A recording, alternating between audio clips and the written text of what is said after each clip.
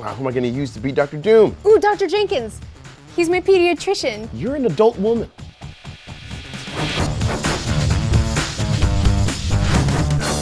I'm the human scorched Lorraine. Strange, and I'm just a thing, I'm Langston. And this is Earth's Mightiest Show, presented by Marvel Future Fight. Where we talk about all the most fantastic stuff in the Marvel Universe. Yeah, because this is the Fantastic Four World's Greatest Week. Yes, we are celebrating the Fantastic Four all week long, so running from now until January 16th, Marvel is going to be offering fans a sneak peek into what's next for Marvel's first family with special episodes of shows like this one all week long. Yeah, plus exclusive interviews, Fantastic Four trivia, Marvel Games content, curated reading lists, delicious themed recipes, and a whole bunch more stuff. So much good stuff, Lorraine. Marvel's also going to be releasing the first of 4 all-new mystery variants, starting with the Herald of Doom storyline in Fantastic Four issue number 6 by Dan Slott and Aaron Kuder. Yeah, so a ton of stuff.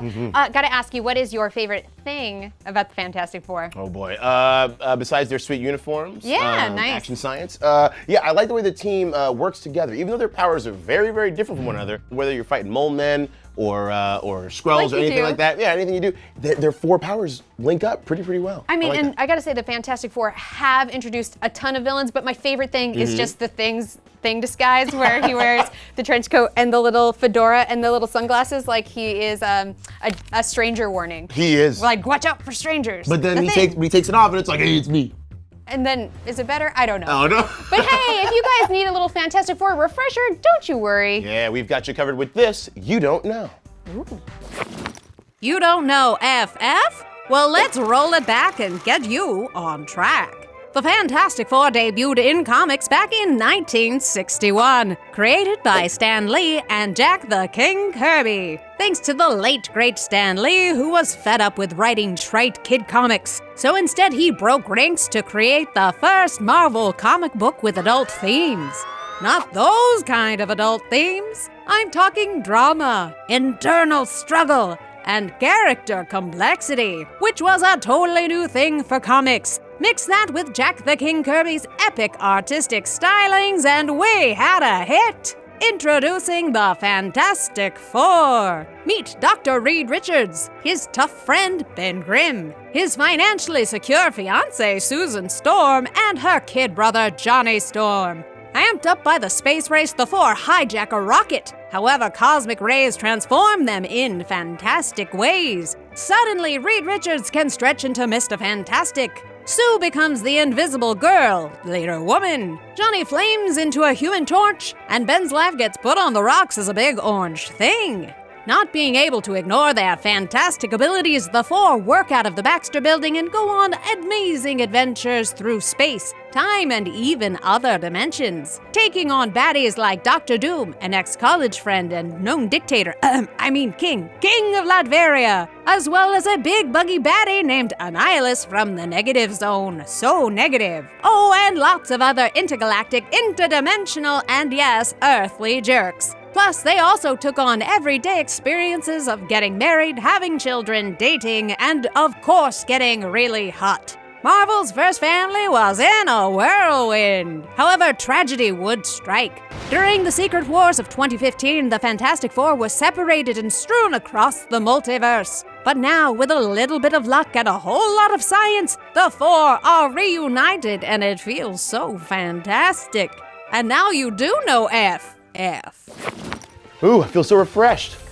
Good. You know, hot on the heels of Fantastic Four World's Greatest Week, we also have some seriously cool stuff coming to Marvel Games. Yeah, our friends from Marvel Future Fight gave us the big scoop on the Fantastic Four in their brand spanking new update, and here is everything you need to know right now to maximize your Fantastic Four teams. Bam! First off, get ready because Mr. Fantastic, Invisible Woman, Human Torch, and The Thing, as well as villains Dr. Doom and Victorious, are all making their in-game debut. And no surprise that the Fantastic Four work best when you put them on a team together, as do our villainous Latvians. Yeah, plus Fantastic Four themed uniforms will be available for our favorite reserve members of the Fantastic Four from the comics, Crystal and She-Hulk. There will also be a new epic quest which follows the journey of the Fantastic Four through a series of story-based quests and gives you the chance to unlock additional characters and rewards along the way. A wink. Ooh, but I know that you guys really want to know how to max out your team and get the most bang for your battle, so you need to know that Mr. Fantastic is a fantastic leader. He can greatly boost the attack of any Fantastic Four member through his leader skill. I recommend using only Fantastic Four members on your team to maximize the effect. But Mr. Fantastic's most notable characteristic is obviously his elastic body, which he can use to reflect attacks from his opponents. He also receives a stacking physical damage reduction buff, so the more he's hit with physical attacks, the less damage he takes, and he has a set chance to reflect some of those attacks. The Invisible Woman also has some really impressive and varied skills using her force field ability, including protecting her team from harm, which is really handy, especially for her less defensive brother, the Human Torch. But if you need big defense, you're going to want to use the Thing. Thing's leader and passive skills are both defense-oriented. Plus, the Thing's teammates will have their skill damage boosted and provided with extra physical resistance and super armor. I recommend that you include a more offensive Mr. Fantastic or Human Torch on your team to maximize your damage potential. And speaking of the Human Torch, he is a quick attack machine. He is all about spitting flames at foes, approaching with lightning speed punches, or flying so fast he cannot even be seen. You know, the Human Torch is awesome for damage on the Fantastic Four team, but he's also a great choice to be the leader on a team of fire damage-centric heroes. Think about that. Oh, holy smokes. I gotta change these lineups real quick. Hold on. Okay, well, he does that. Why don't you folks download Marvel Future Fight and its rad new update on the App Store or Google Play?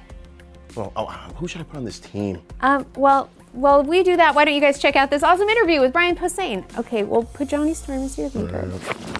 What's up, everyone? I am here with the incredible Brian Posehn. Brian, welcome. Thanks, man. Thanks for having me. You're no stranger to comics or the world of nerddom. You co-wrote Deadpool. Yes. Actually. But how did you discover comics in general? Marvel was my first. Spider-Man was, I think I saw it first as a TV show and then became aware that it was in the San Francisco paper. It was in the Daily. It was a daily strip, and it was Stan Lee, and it was Romita did the art. And I became obsessed. Now, you're also, in addition to comics and all things, you're a huge metal fan. Yes. Right? Who do you think is the most metal Marvel superhero? I would go to Deadpool, because you could picture a metal soundtrack when he's messing dudes up. I had him fight to Pantera in one of the issues. That's awesome. Here's coming a big sequence, a big action sequence. If I were you, I would put on 5 Minutes Alone by Pantera. Do you listen to metal while reading comics? I do. I'm not always metal all the time. I'm also sensitive. I like music, a lot of music from my time. I listen to old hip hop, old new wave, old heavy metal, and then like classic rock. Every once in a while I check in to see what kids are listening to, and then I just feel super, super old and jump back out. Just like your new book, which I'm very much looking forward to reading, Forever Nerdy, Living My Dorky Dreams and Staying Metal. What led you to write this book? Everybody's written a book. All my buddies have written books, and I knew I had one. This kid who finds all these obsessions and then gets picked on, doesn't know what he's gonna do with life, kind of falls into comedy, and through that, falls into every other thing he loved. We're in the middle of World's Greatest Week, so we're celebrating like the Fantastic Four. What is your experience? Do you like the Fantastic Four? What do you like about the Fantastic Four? I did. As a kid, they were like the first team. They were the first team I was aware of before I knew of them, before the Avengers or anybody else. There's something like Captain America to it, where it just feels classic. Brian, thank you so much for joining us. It's been awesome to talk to you. And you all, please make sure to go get Brian's new book, Forever Nerdy, Living My Dorky Dreams and Staying Metal, wherever you get your books. And Brian, while I got you here, would you mind lending your vocal stylings to a little Master Comics Theater for us? Let's do it. Yeah. I like it. Hello, faithful listeners. Today on Master Comics Theater, we bring you a dramatic reading from the beginning of the Marvel Universe as we know it. 1961's Fantastic Four, issue number 1 by Stan Lee and Jack Kirby, bringing our performance to life. Please welcome in the role of Dr. Reed Richards, it is I, Langston Belton, and in the role of Ben Grimm, it is I, Brian Posehn. Yes, and in the role of Susan Storm and our friendly narrator, it is I, Lorraine, Cink. And in the role of Johnny Storm, our lovely friend from Marvel Gaming, it is I, Josh Soleil. Commandeering a rocket to win the space race, the four friends hurtle upward, but are bombarded with cosmic rays. Now crash landing safely on Earth, we find them. I'm grateful we're all alive. It was mighty close. But Reed, we failed! After all your work, your dedication, we failed! Bah! What'd you expect? But we're still not completely safe. We still have to see whether the cosmic rays affected us in any way. Oh, Reed, I feel so strange. Susan! Look at Susan! What's wrong? You're, gasp, fading away! Oh, no! No! Oh, it's impossible. Somehow the cosmic rays have altered your atomic structure, making you grow invisible. Sis, I can't see you at all anymore. How long will it last? There's no way of knowing. What if she never gets visible again? Look, I see her. I'm myself again. It happened so suddenly, all by itself. Thank heavens you're all right, my darling. All right, eh? How do you know, wise guy? How do you know she won't turn invisible again? How do you know what'll happen to the rest of us? Ben, I'm sick and tired of your insults, of your complaining. I didn't purposefully cause our flight to fail. And I'm sick of you, period. In fact, I'm gonna paste you right in that smug face of yours. Ben, stop. Wait. Look what's happening to you. You're changing.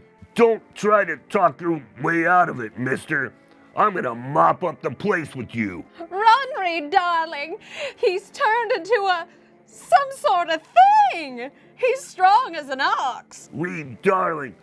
Bah! How can you care for that weakling when I'm here? I'll prove to you that you love the wrong man, Susan. What? Hey, what the? No, you don't. You've had this coming for a long time, Ben. Oh, Reed, not you too. Not you too. What am I doing? What happened to me, to all of us? You've turned into monsters, both of you. It's those rays, those terrible cosmic rays. Now I know why I've been feeling so warm. Well, look at me. They've affected me too. When I get excited, I can feel my body begin to blaze. Oh, I'm lighter than air. I can fly. Look, I can fly. Minutes later, Johnny Storm's flames subsided, and he landed near the other three. Silently, they watched the small fire he had started and burn itself out. Silently, they were occupied with their own startling thoughts. We've changed. All of us. We're more than just human. Listen to me, all of you. That means you too, Ben. Together we have more power than any humans have ever possessed. You don't have to make a speech, big shot. We understand.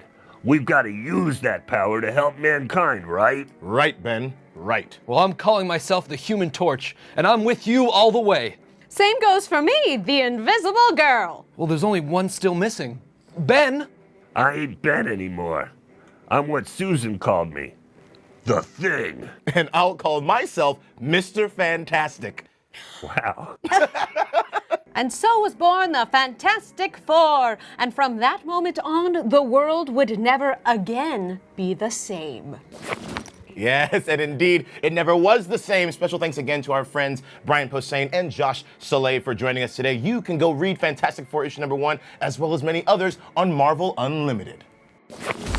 Mr. Posehn, the best Thing voice. I'm going to hear his voice now when I read the Thing. It's great. You know what I like about his Thing voice? What do you like? It rocks. Oh boy. It rocks. Okay, for first Did you part of the get new it? year, you got to start off strong.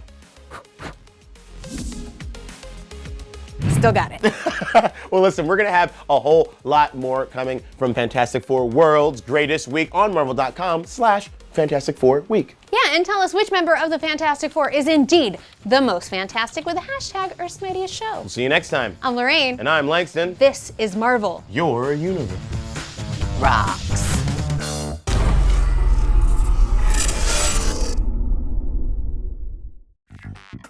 Thanks for watching Earth's Mightiest Show. If you like this, then like this and subscribe to the Marvel channel. Or click the box over there to watch our last episode. Hey, Langston. What's up? Have you ever been invisible before? Yeah, all the time. What?